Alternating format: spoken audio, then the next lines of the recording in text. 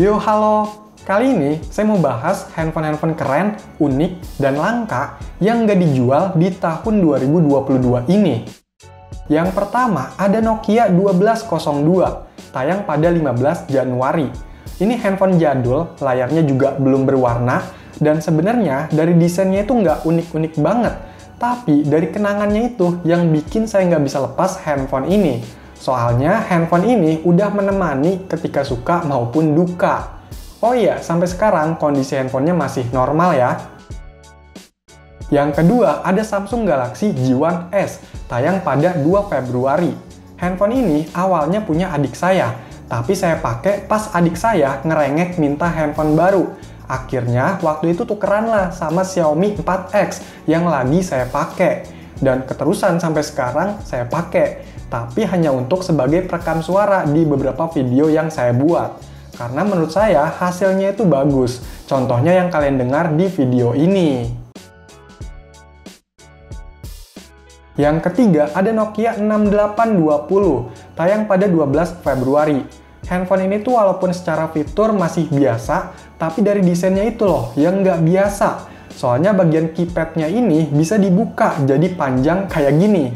Berasa berubah gitu. Nggak heran kalau handphone ini disebutnya Nokia Transformer. Dan dari keunikannya itu yang bikin handphone ini jadi koleksi saya. Yang keempat, ada Evercost G7T, tayang pada 19 Februari.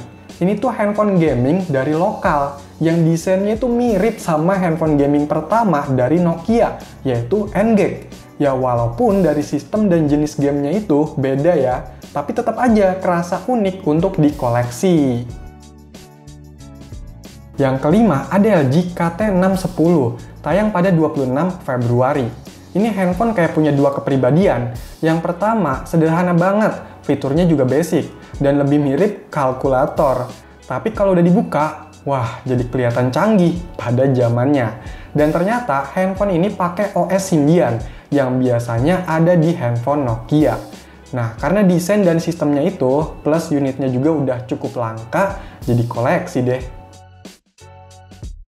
Yang keenam, ada iPhone 11, tayang pada 14 April.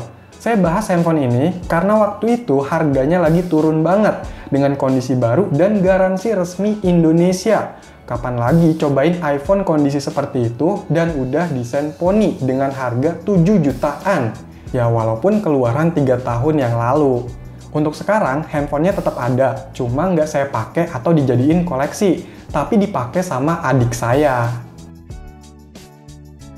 Yang ketujuh ada Zenfone 8, tayang pada 11 Mei.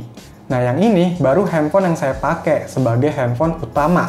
Karena saya suka dari ukuran bodinya yang compact, chipsetnya yang gahar, performa juga oke. Dan beberapa fitur merakyat yang biasanya nggak ada di handphone kelas flagship saat ini. Ya walaupun banyak orang yang bilang handphone ini beginilah, begitulah. Tapi ya handphone ini sesuai sama kebutuhan saya. Yang kedelapan, ada Nokia 6300 4G, tayang pada 15 Juli. Ini tuh handphone Nokia yang bener-bener aneh, soalnya dengan desain jadulnya ternyata pakai OS Android, dan tentunya bisa dioprek-oprek juga. Tapi setelah diubek-ubek, ternyata banyak keanehan di handphone ini. Ya, walaupun begitu tetap unik sih, cocok jadi koleksi. Yang kesembilan, ada LG GT540, tayang pada 24 Agustus. Handphone yang satu ini saya jadiin koleksi soalnya pakai OS Android yang versinya itu tua banget, yaitu Android 1.6 atau Android Donut yang dirilis 13 tahun lalu. Jadi bisa lihat nih gimana cupunya Android waktu itu. Yang ke-10 ada Kin F22 Pro, tayang pada 21 September. Ini tuh handphone yang benar di luar nalar. Soalnya dengan desain jadul atau candy bar seperti ini, ternyata dalemannya punya spek yang lumayan tinggi. Pakai OS Android 12, RAM-nya 4GB, ROM-nya 64GB, dan chipsetnya MediaTek G85. Udah kayak handphone Android pada umumnya.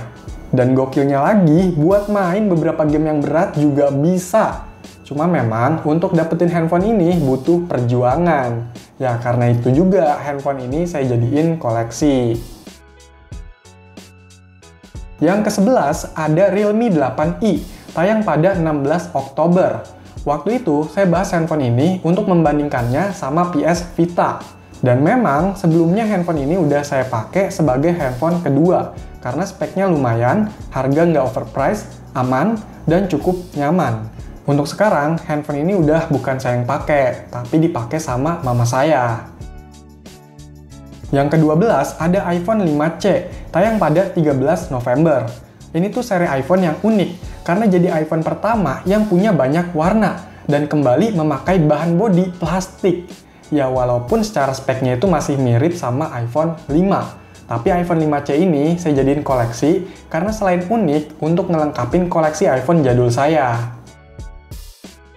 Yang ke-13 ada Nokia 7710, tayang pada 26 November. Nah, ini sebenarnya handphone jadul yang udah lama saya incar. Soalnya lumayan susah dapetin handphone ini, karena langka dan sekalinya ada itu kondisinya kurang baik, atau ya harganya yang kurang baik. Handphone ini saya jadiin koleksi karena dari bentuk desainnya unik, dan ini tuh termasuk handphone yang canggih banget pada 18 tahun yang lalu. Yang ke-14 ada Nokia NG Classic, tayang pada 3 Desember. Kalau yang ini merupakan mbahnya handphone gaming. Soalnya ini handphone gaming pertama yang rilis sekitar 19 tahun yang lalu. Handphone ini punya banyak pro kontra, entah dari bentuknya, sistemnya, sampai gamenya. Tapi karena itu juga, handphone ini jadi kelihatan unik dan bagus untuk jadi barang koleksi.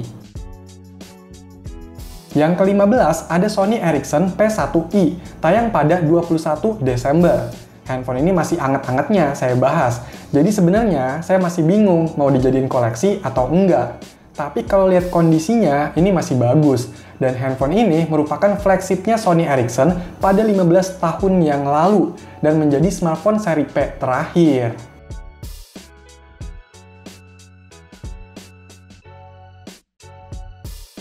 Nah, jadi itulah beberapa handphone yang udah dibahas channel AirDev dan nggak saya jual di tahun 2022 ini.